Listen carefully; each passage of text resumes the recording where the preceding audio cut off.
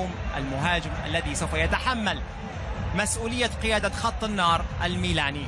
هنالك مستجدات بالنسبة لفريق بيولي، نرى فلورنسي هنا الليبراني المدرب الكبير. نرى الفريقين ونشيد السيريا.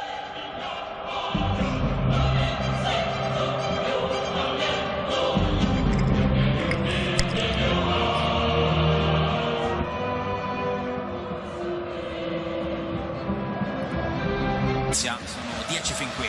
Scatto di Rebic, prima palla giocata da in mezzo Kalulu, suona la carica Rebic, Kalulu, che azione di Pierre Kalulu, palla fuori di pochissimo.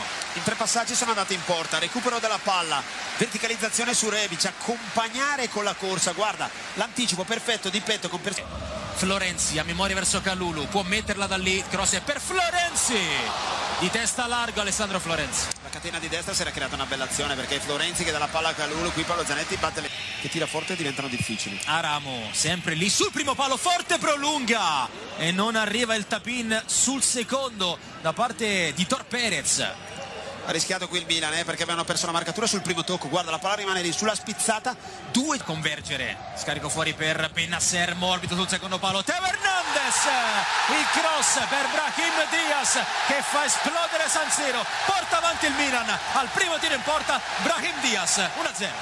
La posizione di Teo Hernandez, che non è un terzino sinistro ma è un'ala sinistra aggiunta, è quasi al posto degli attaccanti e fa una grande cosa, va a prendere questa palla per scaricarla. Brahim Diaz è bravissimo nel seguire, no?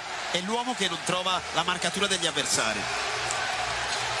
Il gol del Diaz sul passaggio di Teo Hernandez, fondamentale come sempre all'offerta. Teo Hernandez per chiuderla, Teo Hernandez dopo l'assist anche il gol devastante a sinistra, l'ha decisa lui da solo, assist e gol, 2-0 per il Milan. E l'ha decisa anche Stefano Pioli, fammelo aggiungere con i cambi, Saelemaekers per Teo Hernandez, 2 uomini che sono entrati dalla panchina.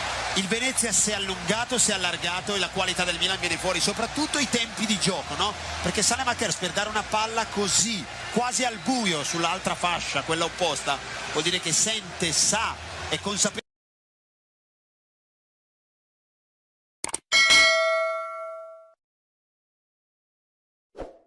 كرة إلى الياو، خطيرة لميلان، الياو داخل المنطقة، الكرة داخل منطقة الجزاء والهدف الأول.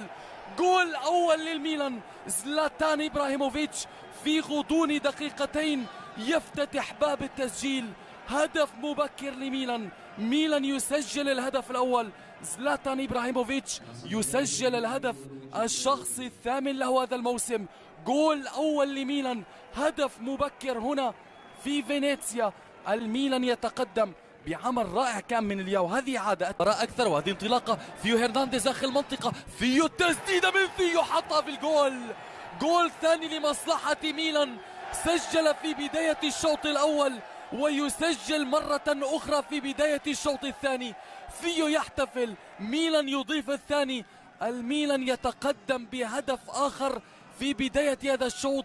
أصبحت النتيجة الآن التقدم بهدفين نظيفين. ثيو سجل ذهابا ويعيد الكرة هنا ويسجل خاطئة، وصلت إلى زلاتان، خطيرة من زلاتان من جديد، الهدف الثالث هنا والإبعاد وضربة جزاء.